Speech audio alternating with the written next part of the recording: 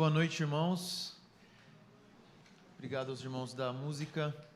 Sejam todos bem-vindos ao nosso culto, especialmente aos visitantes. Muito bom ter vocês aqui. Os irmãos que estão acompanhando online também, muito bom ter vocês com a gente.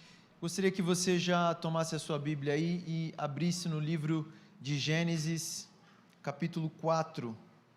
Vamos ler aqui a partir do versículo 1. Todos acharam aí? Gênesis, capítulo 4.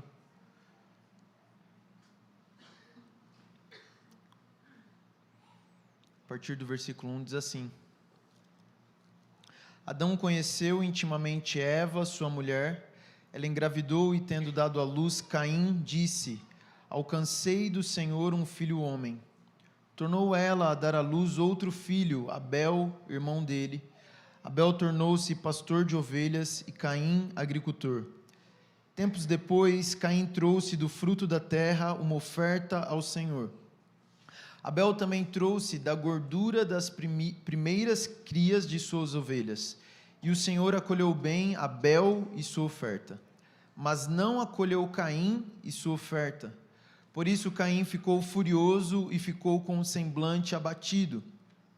Então o Senhor perguntou a Caim: Por que tirastes e por que estás com o semblante abatido? Se procederes bem, não se reestabelecerá o teu semblante, mas se não procederes bem, o pecado jaz à porta, e o desejo dele será contra ti, mas tu deve dominá-lo. Então Caim disse a seu irmão Abel: Vamos ao campo. Enquanto estavam no campo, Caim se levantou contra o seu irmão Abel e o matou. E o Senhor perguntou a Caim: Onde está Abel, teu irmão? Ele respondeu: Não sei, por acaso sou guarda do meu irmão? E Deus prosseguiu: Que fizeste? A voz do sangue do teu irmão está clamando a mim desde a terra. Agora maldito és, serás afastado da terra, que abriu a boca para receber da tua mão o sangue do teu irmão. Quando cultivares a terra, ela não te dará mais sua força, serás fugitivo e vagarás pela terra. Então Caim disse ao Senhor: A minha punição é maior do que posso suportar. Hoje me expulsas da face da terra. Também me esconderei da tua presença. Serei fugitivo e vagarei pela terra, e quem me encontrar me matará. O Senhor, porém, lhe disse: 7 vezes recairá a vingança sobre quem matar Caim. E pôs o Senhor um sinal em Caim, para que ninguém que o encontrasse o ferisse de morte. Então Caim saiu da presença do Senhor e foi habitar na terra de Nod, ao oriente do Éden. Amém? Esta é a palavra do Senhor. Feche seus olhos. Pai, nós te damos graças pela tua palavra que foi dada a nós, que foi revelada a nós. Nessa hora, com temor devido, nós queremos nos aproximar da tua palavra, Senhor, e pedir que o Senhor libere graça sobre nós nessa noite, Senhor. Graça para recebermos de Ti por meio da Tua palavra, Senhor. Nós pedimos para que o Senhor unja o falar da Tua palavra, unja o liberar da Tua palavra, mas também unja o ouvir da Tua palavra, Senhor. Encontra aqui em nossos corações uma terra fértil para que a Tua palavra molde o nosso interior, mude o que precisa mudar, transforme o que precisa ser transformado dentro de nós, Pai. Nós oramos em nome de Jesus. Amém. Meus irmãos, então, hoje nós vamos dar continuidade à série de mensagens que nós estamos falando. Essa, na verdade, é a mensagem da semana passada, né? Mas, como semana passada Deus moveu para o outro lado, então a palavra ficou guardada para hoje. E nós estamos vindo numa série, falamos de Gênesis 1, Gênesis 2, Gênesis 3, e agora nós vamos entrar nesse capítulo de Gênesis 4, e o contexto que esse capítulo está localizado é muito importante para nós entendermos esse capítulo. Esse é o primeiro capítulo propriamente dito pós-queda. Então hoje nós vamos falar um pouco sobre como é a vida fora do jardim, como é a vida fora da presença de Deus, como que o homem agora vai viver depois de ter sido expulso do jardim do Éden. E todos esses primeiros capítulos de Gênesis, eles são muito importantes, porque desde Gênesis 4 até Gênesis 11, nós vamos ver vários degraus de depravação humana.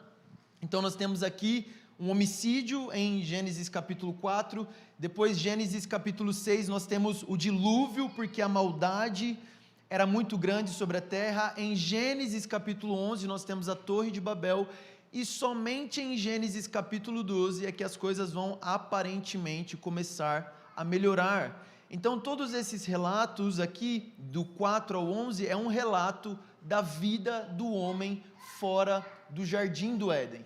É sobre isso que nós queremos, sobre isso que eu quero falar um pouco aqui nessa noite. Mas antes de pular aqui para o capítulo 4, existe um versículo específico no capítulo 3 que eu quero chamar a sua atenção, porque ele é importantíssimo para nós entendermos o desenrolar aqui do capítulo 4, e é o versículo 15 do capítulo 3. Logo após o homem e a mulher desobedecerem ao Senhor, pecarem contra Deus, comerem do fruto que Deus havia falado para eles não comerem, então Deus começa a falar uma série de consequências e juízos que irão acontecer, tanto com a serpente, que é Satanás, quanto com a mulher e também para o homem. E aqui, quando Deus está falando qual vai ser o castigo da serpente, no versículo 15 ele diz o seguinte: porém inimizade entre ti e a mulher, entre a tua descendência e a descendência dela, ou entre a tua semente e a semente dela. Esta te ferirá a cabeça e tu lhe ferirás o calcanhar. E aqui nesse versículo nós temos o que muitos teólogos vão chamar do proto-evangelho, ou a semente do evangelho. Nessas pequenas e poucas palavras aqui nós vemos a semente daquilo que por todas as escrituras vai se desenvolver como o evangelho. Nós temos a primeira promessa de um Salvador aqui em Gênesis 3,15. E aqui em Gênesis 3,15, Deus está falando para a mulher, Deus está falando para a serpente que a semente da serpente vai viver em conflito contra a semente da mulher. Então ele está falando sobre duas sementes, a semente da serpente, que é Satanás, e a semente da mulher. E ele diz que a semente da serpente vai ferir o calcanhar da semente da mulher.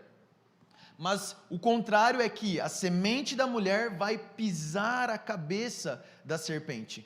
E hoje nós vivemos na era pós-Jesus, pós a primeira vinda, e nós conseguimos perceber com clareza que Gênesis 3,15 está apontando para Jesus, está apontando para o Messias que 4.000 anos depois veio e na cruz iniciou esse processo de pisar a cabeça dessa serpente. Mas quando nós olhamos para todo o Antigo Testamento, quando nós olhamos para toda a palavra de Deus, nós vamos ver o desenvolver e o desenrolar aqui dessa promessa. Aqui começa apenas com uma promessa, mas quando nós estudamos as Escrituras, nós vamos ver isso se desenrolando.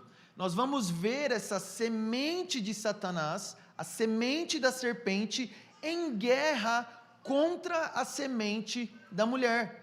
Durante todas as Escrituras nós vamos perceber que existe uma guerra, uma semente tentando destruir a outra. E quando o texto fala sobre a semente da serpente ferir o calcanhar da semente da mulher, está fazendo uma referência aos sofrimentos que Jesus sofreu na cruz para alcançar a nossa salvação. Óbvio que isso é muito complexo, mas em um certo sentido, os sofrimentos que Jesus recebeu na cruz também foram imputados por Satanás a ele. Mas o texto também diz que a semente da mulher pisaria a cabeça da semente de Satanás. Então você percebe que aqui em Gênesis 3, nesse contexto de caos, onde o homem e a mulher desobedecem a Deus e eles estão sendo expulsos do jardim, juízo está sendo proferido contra eles, existe uma promessa de esperança, existe uma promessa de graça, existe uma promessa de redenção. E nós vamos ver isso aqui em todos esses primeiros capítulos da Bíblia.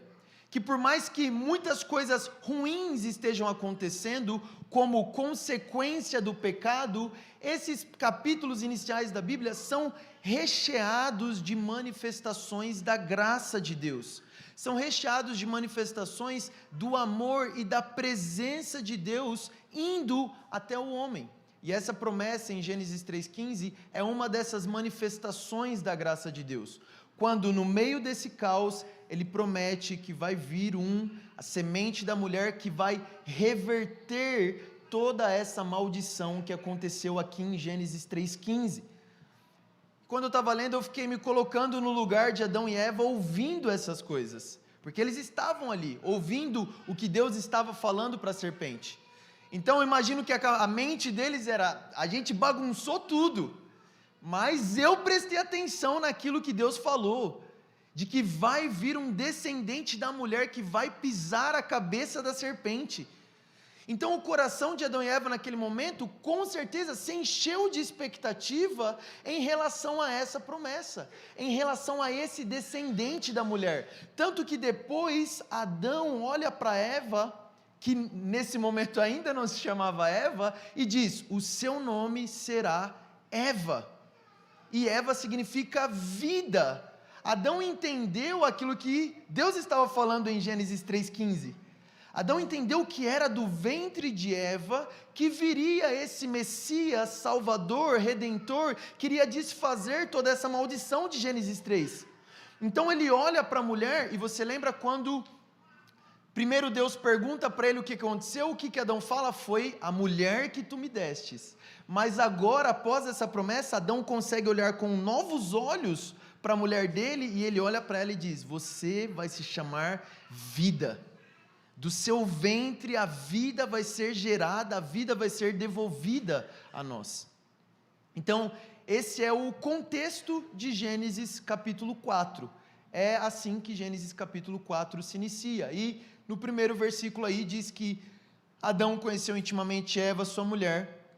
Ela engravidou e deu à luz a um filho, Caim.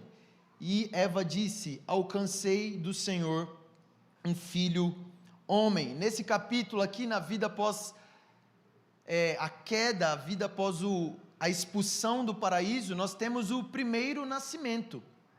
Caim foi o primeiro homem que nasceu de modo natural. Adão e Eva foram formados por Deus, e Caim foi o primeiro homem que nasceu de modo natural, aqui já em um mundo caído.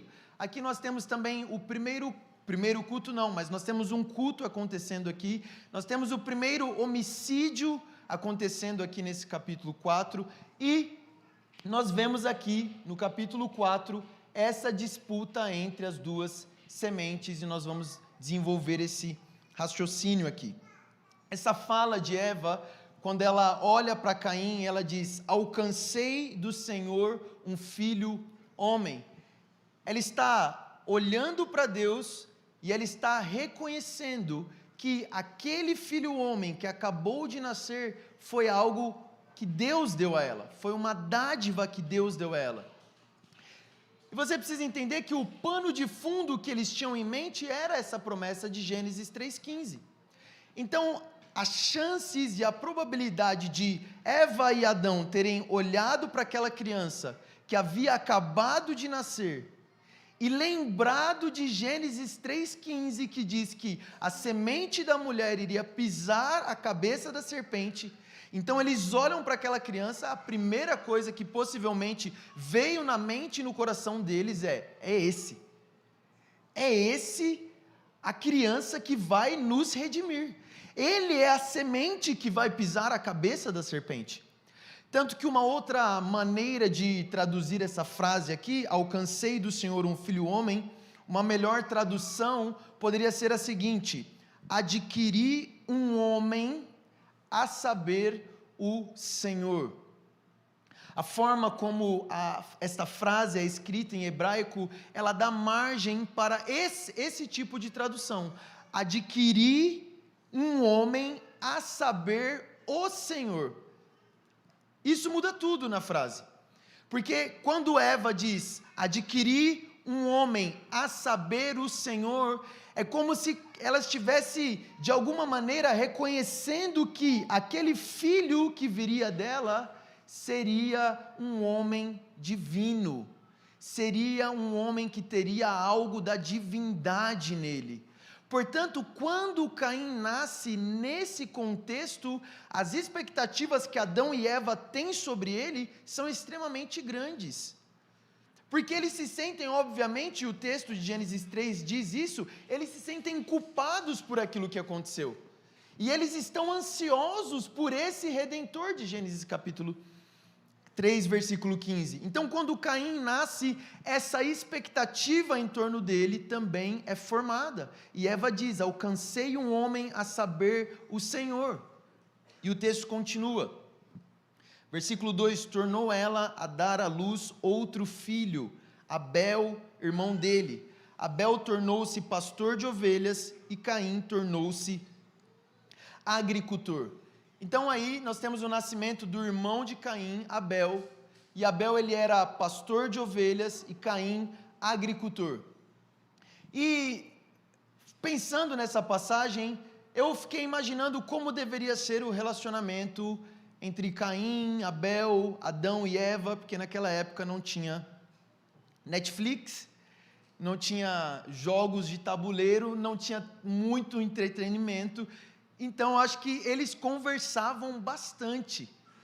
E eu fiquei pensando que a ideia e a imagem que tanto Caim quanto Abel tinham do paraíso e tinham do jardim do Éden, eram muito mais claras e muito mais lúcidas do que as ideias que nós temos. Porque você imagina, Caim, Adão e Eva, que tinham acabado de ser expulsos do jardim, se relacionando com os filhos deles e contando as histórias de como era a vida antes do pecado. Porque aqui a terra já não está dando o seu fruto, Eva já está tendo dor a dar à luz a filhos, e eu imagino eles sentando com Caim e Abel e contando: filho, na verdade, eu e seu pai, a gente não nasceu aqui nesse lugar. A gente nasceu em um outro lugar. Quando nós fomos formados, era assim, assim, assim. E Deus vinha toda tarde passear e conversava, e nós tínhamos comunhão com Ele. E eu imagino eles contando toda a situação da queda, mas um dia nós desobedecemos ao Senhor. Mas Deus disse que a semente da mamãe...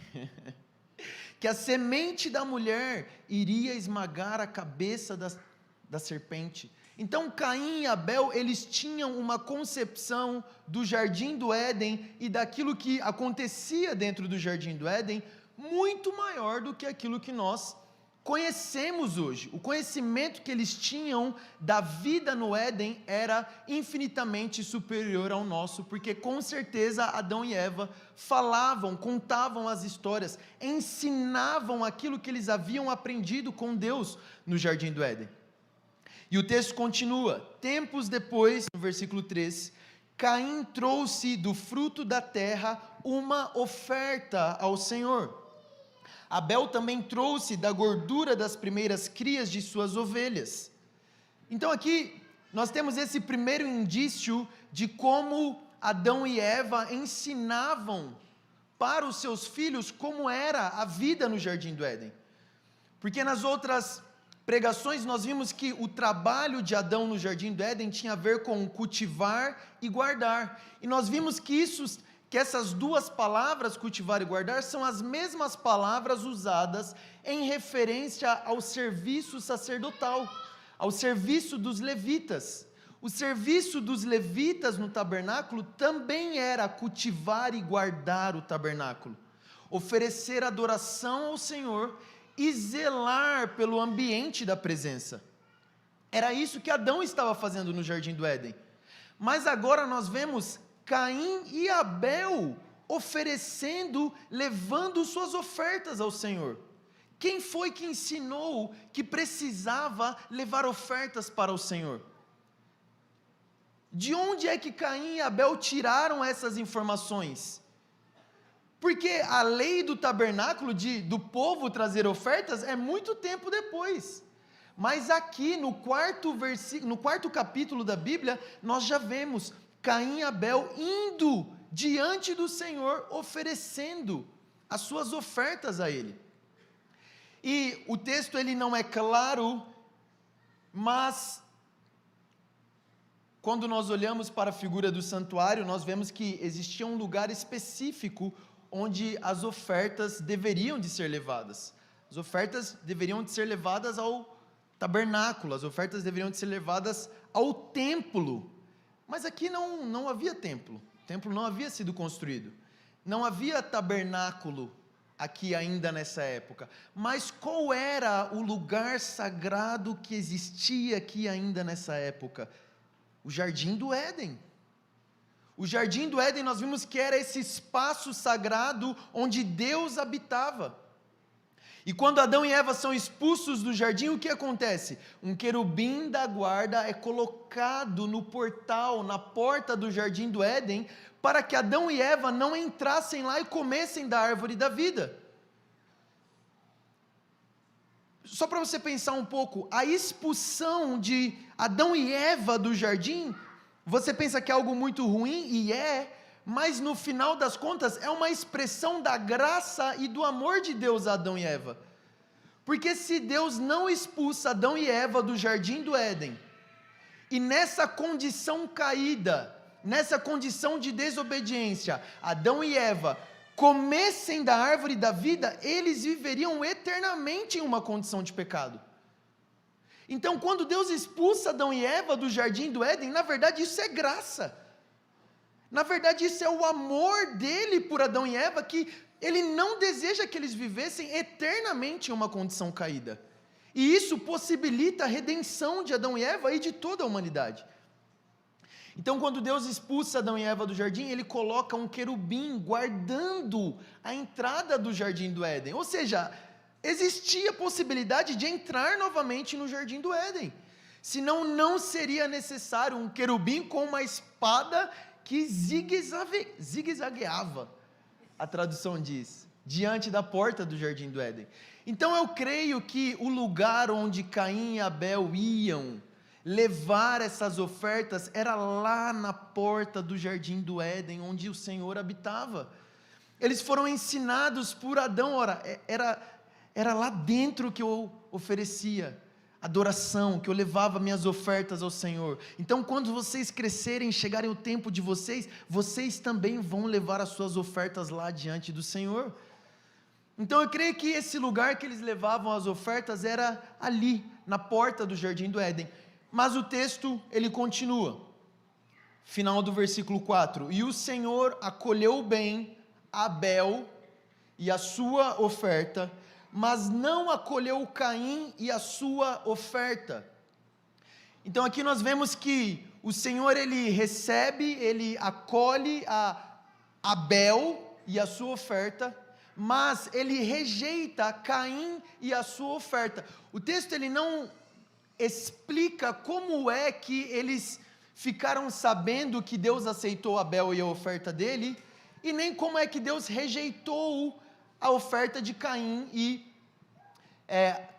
o próprio Caim. Mas eu tenho um leve indício que possivelmente a oferta de Abel foi consumida com fogo, porque quando nós olhamos para o restante das escrituras, qual era um sinal de aprovação do Senhor com as ofertas que eram levadas até Ele? Quando era consumida com fogo. Se descesse fogo do céu e consumisse as ofertas, isso era um sinal de que aquela oferta foi recebida, tanto o ofertante quanto a oferta.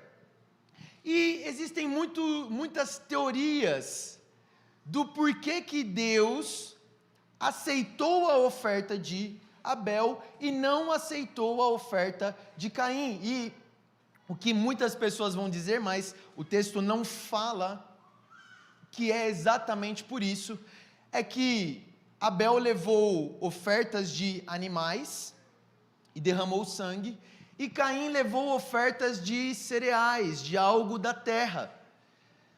Mas o ponto principal é que quando nós olhamos para as escrituras, lá na frente nós vamos ver que existia a oferta de manjares, que era uma oferta de frutos da terra. Então, aparentemente, o problema não está na oferta, mas está em um outro lugar, no ofertante. Em quem está levando a oferta? Porque eu até dei uma ênfase na minha leitura, se você prestou atenção, diz que Deus recebeu Abel e a sua oferta. Mas a Bíblia diz que Deus rejeitou Caim e a sua oferta. A oferta, Caim não foi rejeitado por causa da oferta que ele trouxe. É o contrário. A oferta foi rejeitada por causa de Caim.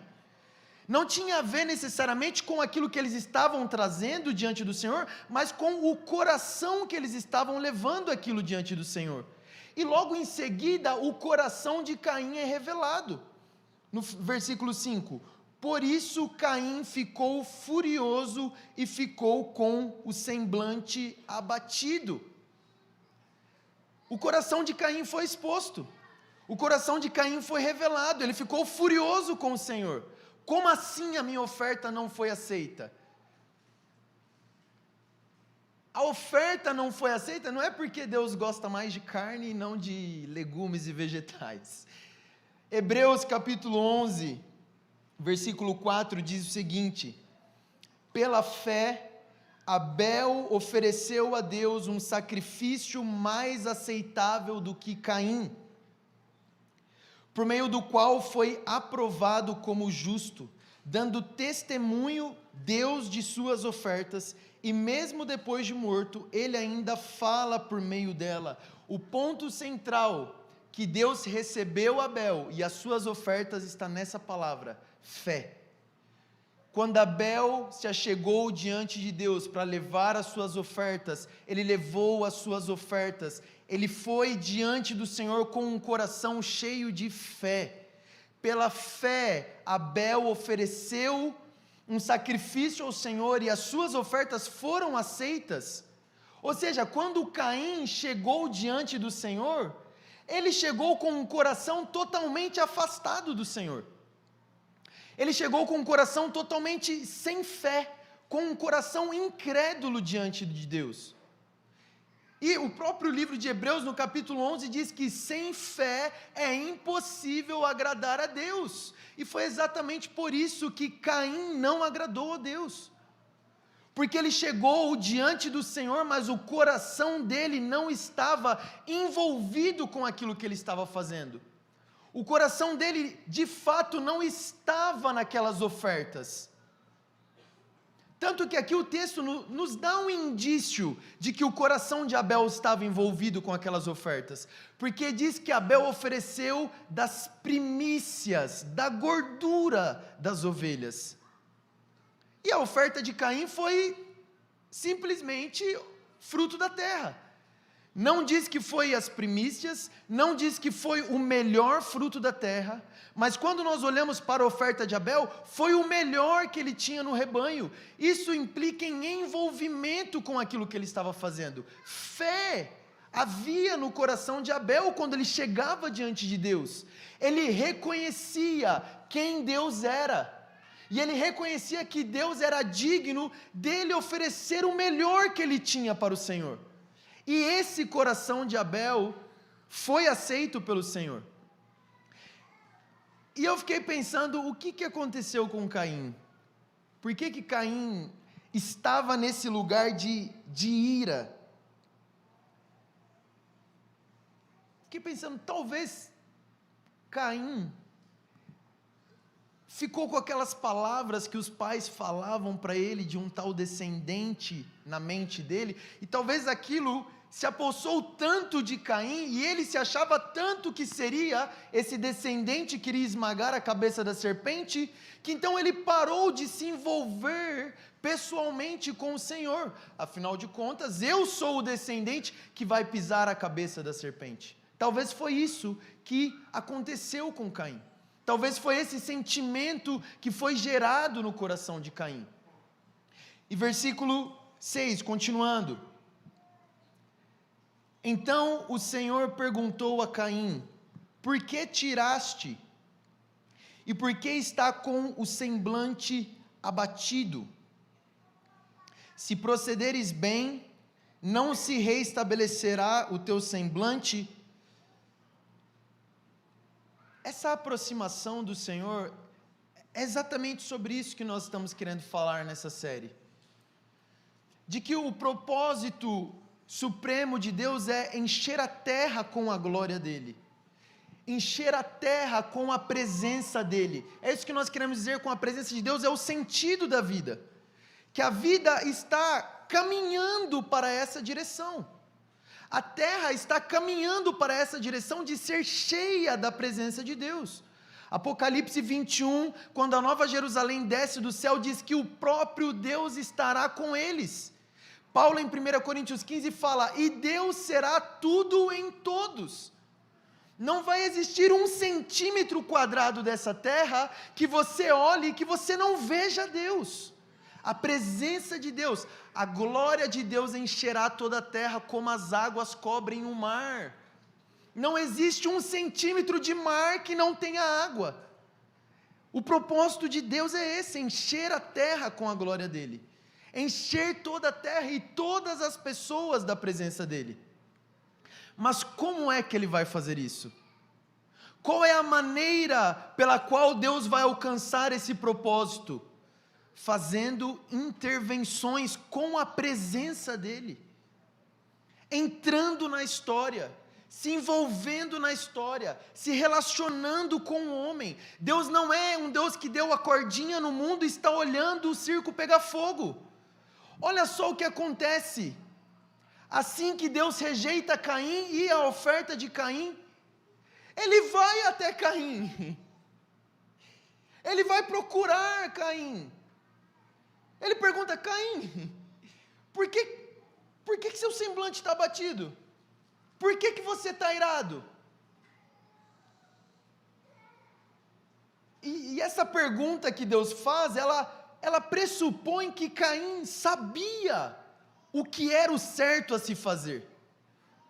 Porque Deus pergunta para ele no versículo 7, se procederes bem, não se reestabelecerá o teu semblante? Então é como se Deus estivesse perguntando: Caim, eu não estou entendendo, por que você ficou com o semblante abatido?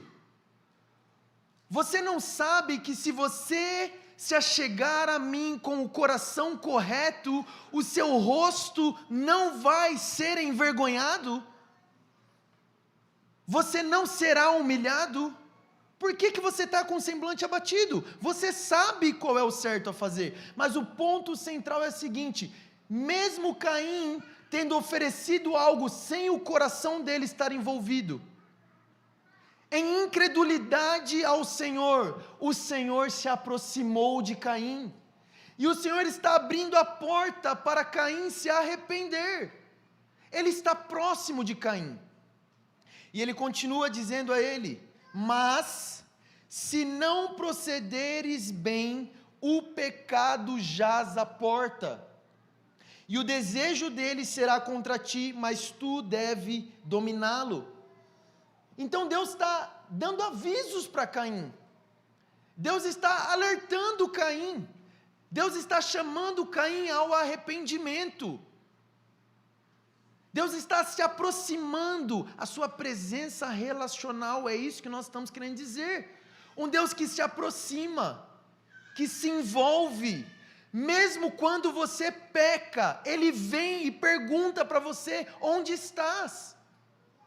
Não foi Deus que se escondeu de Adão e Eva no jardim, foi Adão e Eva que se escondeu de Deus. Contaram uma mentira para nós, que Deus se afasta de nós quando nós pecamos. Não é essa a verdade que eu vejo nesses capítulos. Eu vejo um Deus, vez após outra, se aproximando do homem, mesmo nos seus piores momentos, e chamando o homem para perto, chamando o homem ao arrependimento. E ele fala: Caim, o pecado jaz à porta. Ele está querendo dizer: o pecado, Caim, para você está como um leão prestes a dar o bote em você. se arrependa. E ele diz: e o desejo dele será contra ti, mas tu deve dominá-lo. Isso aqui arremete a um outro versículo ali em Gênesis 3:16, quando fala do relacionamento de marido e mulher. Só quero explicar isso aqui rapidamente para você, abrindo um parênteses. Aqui está dizendo que o desejo dele será contra ti, o desejo do pecado será contra Caim, mas Caim deve dominá-lo. O que significa dizer que o desejo do pecado será contra Caim? O que o pecado quer fazer com as nossas vidas? Controlar as nossas vidas, dominar as nossas vidas, dar direção para as nossas vidas. É isso que Deus está falando para Caim. O pecado quer fazer isso com você, Caim. Ele quer te dominar. Mas você, Caim, deve dominar o pecado. O que isso significa quando Deus fala para a mulher que o seu desejo será para o teu marido ou contra o teu marido, mas ele te dominará?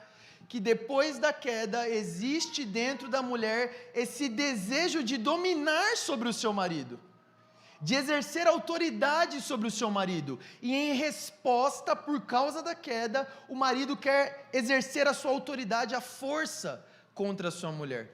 É isso que significa esse texto, e é isso que Deus está falando para Caim: você precisa dominar com força o pecado e não deixar que ele te domine. Então Deus está alertando Caim, Deus está chamando Caim. Mas, no versículo 8, o texto continua: então Caim disse a seu irmão Abel: vamos ao campo. E enquanto estavam no campo, Caim se levantou contra o seu irmão Abel e o matou.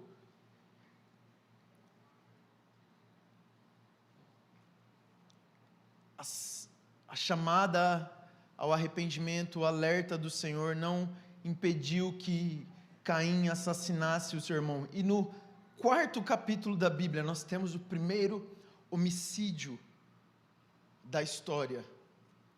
E eu fiquei muito me colocando aqui no lugar de Adão e Eva. Porque não é simplesmente um assassinato, um homicídio, é um irmão matando o outro.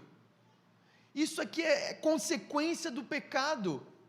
A humanidade, dois homens criados à imagem de Deus, agora um está matando o outro. Aquele que havia esperança de ser a semente da mulher, o Redentor queria levar de volta esta família ao jardim do Éden, agora se revela como um assassino, como um homicida, como alguém que por inveja e que por raiva de Deus mata o seu irmão.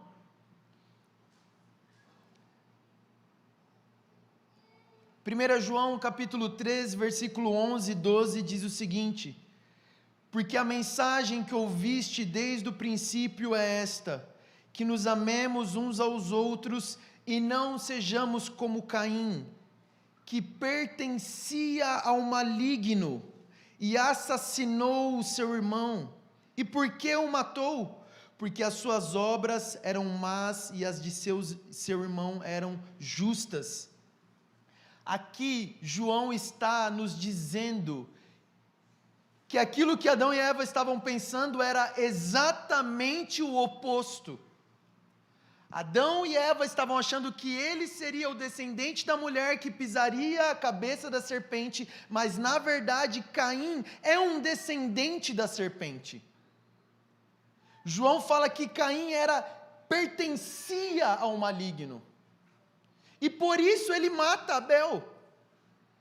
Gênesis 3,15, a guerra, a batalha entre essas duas sementes. Caim, a semente da serpente, matando Abel, se levantando contra o seu irmão.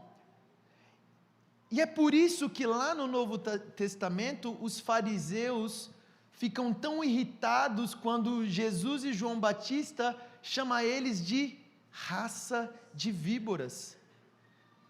Porque João Batista está dizendo: vocês não são filhos de Abraão, vocês são descendentes de Satanás, vocês são filhos de Satanás, vocês são filhos do maligno. E Caim aqui está se revelando então como essa descendência de Satanás, que quando nós olhamos as Escrituras nós vamos ver que do início ao fim existe essa luta entre essas duas sementes. E um ponto extremamente interessante, gente, que é até cômico isso aqui. Caim matou Abel depois de um culto. Toma cuidado.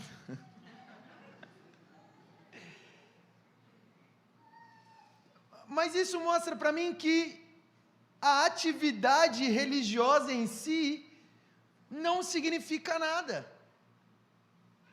Ele tinha acabado de se achegar diante de Deus e oferecer ali o fruto da terra, e logo em seguida ele mata o irmão dele, depois de um culto. Não é suficiente você vir aqui nessa sala de reunião, ouvir a palavra, mas se o seu coração não for um coração que tem fé, que responde a Deus em arrependimento e contrição e entrega, não adianta. É um ritual vazio isso aqui, é capaz de você sair daqui e matar o seu irmão na sua mente.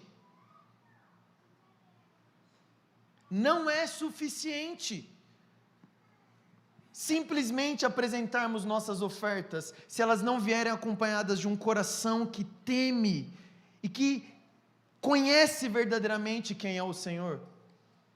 O texto continua, versículo 9: e o Senhor perguntou a Caim: onde está Abel, teu irmão?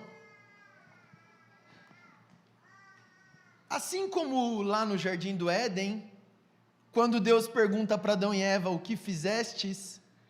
Deus já sabia o que tinha acontecido aqui. Mas o que me impressiona é o fato de Deus não chegar dizendo o que aconteceu, mas de Deus fazer uma pergunta para Caim. Porque quando Deus faz uma pergunta, isso implica que Ele quer ouvir uma resposta, Ele quer a conversa, Ele quer o relacionamento. Ele poderia chegar aqui com os vereditos, ó, isso, fim de papo, mas não. Ele pergunta: onde estás? O que fizestes? Por que seu rosto está abatido? Onde está o teu irmão?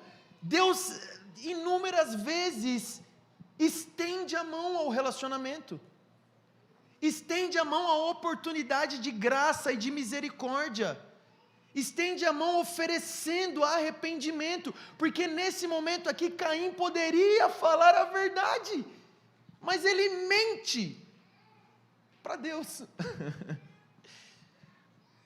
Ele mente para Deus, e ele responde ainda de uma forma irônica e grosseira ao Senhor.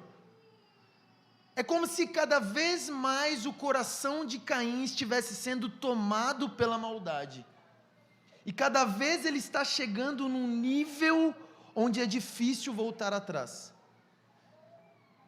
E ele responde: Deus, onde está Abel, teu irmão? Ele respondeu: não sei, por acaso sou guarda do meu irmão? Caim está respondendo de forma desaforada: eu sou guardador do meu irmão, eu tenho que saber onde está meu irmão? E a resposta é sim. Você precisa saber do seu irmão, ele é o seu irmão mais novo. Você era responsável por guardar a vida dele.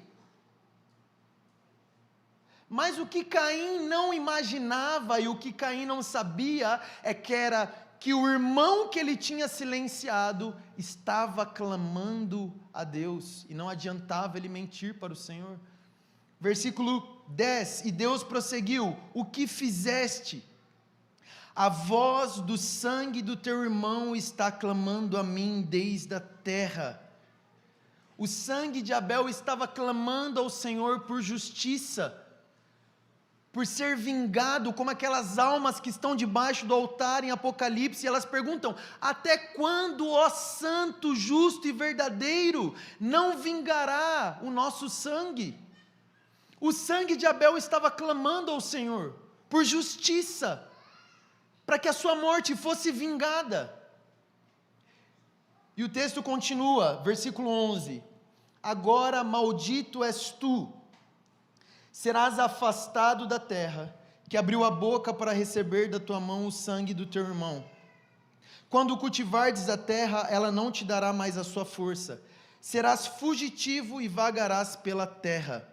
Essa expressão aí, agora maldito és tu, diretamente direcionado a alguém, é a segunda vez que aparece nas Escrituras. Sabe qual foi a primeira? Ao pai de Caim, Satanás, a serpente. E a maldição que Deus profere contra Caim é a mesma maldição que Deus profere contra a serpente, contra Satanás, porque afinal ele é a semente da serpente. E ele continua dizendo que Caim serás fugitivo e vagará pela terra. Caim nunca mais vai ter um lugar para reclinar a sua cabeça, vai viver fugindo, vai viver em um lugar onde ele não tem paz, vai viver inquieto. O que é um fugitivo? Alguém que vive sempre achando que tem alguém que vai pegar ele. Caim nunca mais vai ter um lugar de descanso, Caim nunca mais vai ter um lugar de paz, de tranquilidade, de alegria. A partir desse momento, Caim vai ser um fugitivo na terra, ele vai viver devendo, ele nunca vai ter paz de espírito,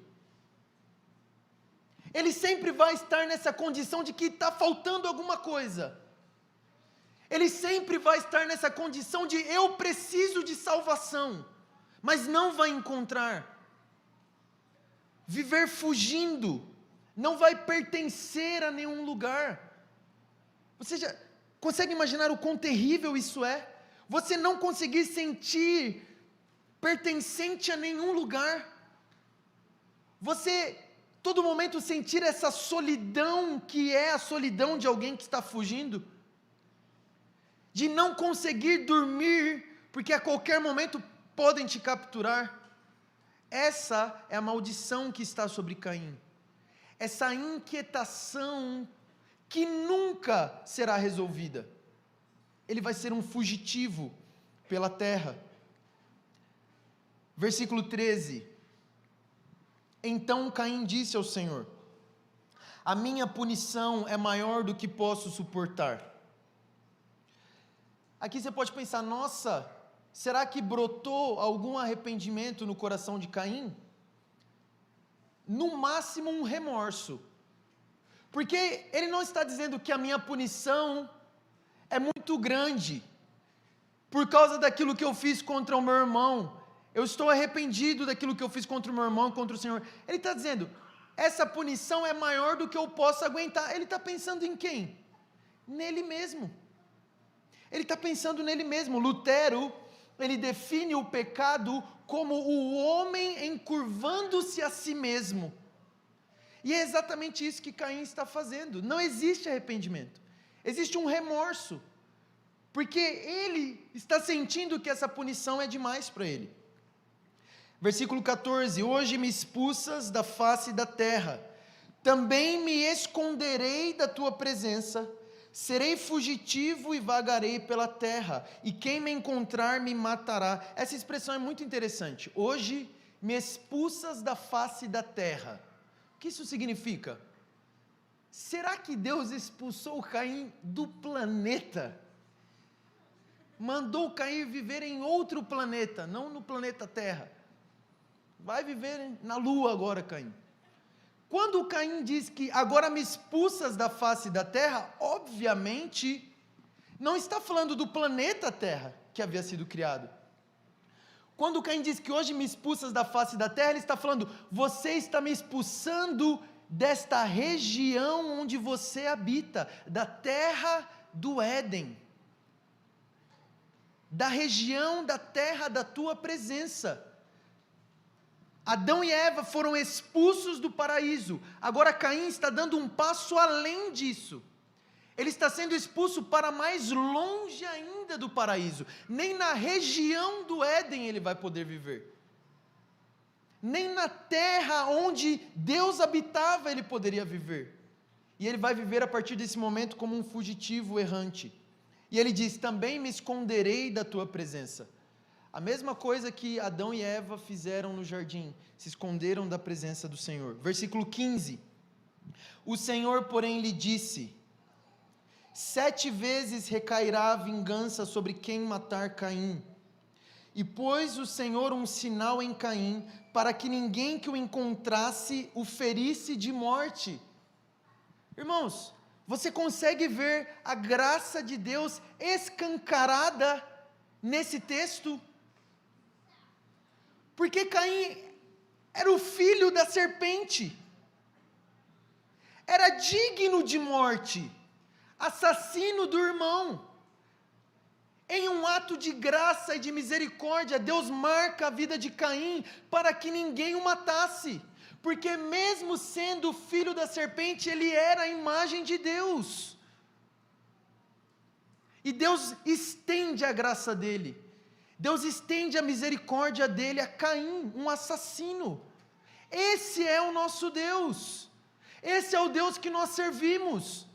Mentiram para você quando falaram que o Deus do Antigo Testamento é um Deus que não tem graça, porque mais graça do que isso, alguém que acabou de matar o irmão, que merece a morte, que é do maligno, ser protegido pelo Senhor para que ninguém o matasse. Nosso Deus é um Deus gracioso, que estende a mão mesmo àqueles que o rejeitam, que estende a mão mesmo àqueles que se voltam contra ele. Versículo 16.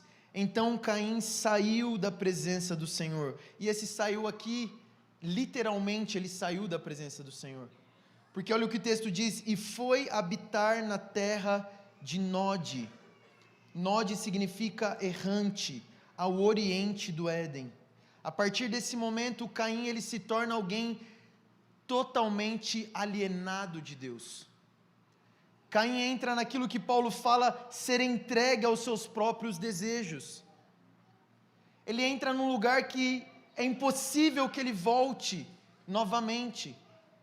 Ele se torna extremamente alienado da presença de Deus e para sempre vai viver fora da presença de Deus. E essa é a pior situação que um ser humano pode chegar, porque o ser humano foi criado para viver na presença de Deus, e agora o destino de Caim está sendo traçado, nunca mais você vai viver na presença de Deus. Você vai viver na terra de Nod, uma terra errante, alienado, fora da presença de Deus. E no restante da passagem nós vamos ver que a descendência de Caim é uma descendência terrível. Poligamia vem da descendência de Caim, as armas de guerra são feitas a partir da descendência de Caim, outros homicídios piores do que de Caim acontecem na descendência dele. E o fato é o seguinte, que embora quando nós olhamos para essa história, talvez o desejo do nosso coração é sermos identificados com Abel, o nosso estado de homem caído, longe de Deus, é muito mais semelhante ao estado de Caim, ao estado de alguém que está constantemente fugindo do Senhor. E eu queria que você pensasse agora por um momento, em que estado está o seu coração? Em que estado está a sua vida? Você é um fugitivo da presença de Deus? Você sente que você está nesse lugar do Senhor chamando você para mais perto dEle, mas você usa vários subterfúgios, várias ilusões da sua mente para fugir do Senhor? Você dá várias desculpas para não se entregar verdadeiramente a Deus, porque talvez essa seja a sua condição, de alguém que é incrédulo a quem Deus é, de alguém que está fazendo tudo correto, que está oferecendo os sacrifícios corretos a Deus, mas que o seu coração não está envolvido nisso. de que não há fé no seu coração que responda verdadeiramente a quem Deus é? Até quando você vai continuar fugindo do Senhor? Porque eu tenho uma notícia para você: nós não precisamos mais fugir do Senhor. O livro de Hebreus, capítulo 12, versículo 24, diz que o sangue de Jesus fala melhor do que o sangue de Abel. E sabe o que isso significa? Que o sangue de Abel estava clamando por justiça contra o pecador, e o sangue de Jesus clama por misericórdia e graça aos pecadores. O sangue de Abel expôs a miséria de Caim, o sangue de Jesus cobre as nossas misérias e perdoa os nossos pecados. Quando o Caim e Abel sacrificavam diante da entrada do Éden, as portas permaneceram fechadas, mas quando Jesus foi pendurado naquela cruz, o véu se rasgou e providenciou acesso novamente, para que nós pudéssemos entrar no Santo dos Santos, voltar ao jardim. O sangue de Jesus fala mais alto que o sangue do justo Abel. E hoje o Senhor está nos convidando a nos entregarmos totalmente a Ele, a confiarmos na obra dEle, abandonarmos nosso pecado e em fé confiarmos que Jesus é o mediador, Jesus é aquele que nos reconcilia com o Pai, Jesus é aquele que nos leva de volta, que nós não precisamos mais fugir, que nós não precisamos mais correr para outras coisas, nós podemos correr para Deus. Quando você pecar, você não precisa fugir de Deus, você precisa correr de volta para Ele e clamar pelo sangue de Jesus. Vamos nos levantar, vamos orar.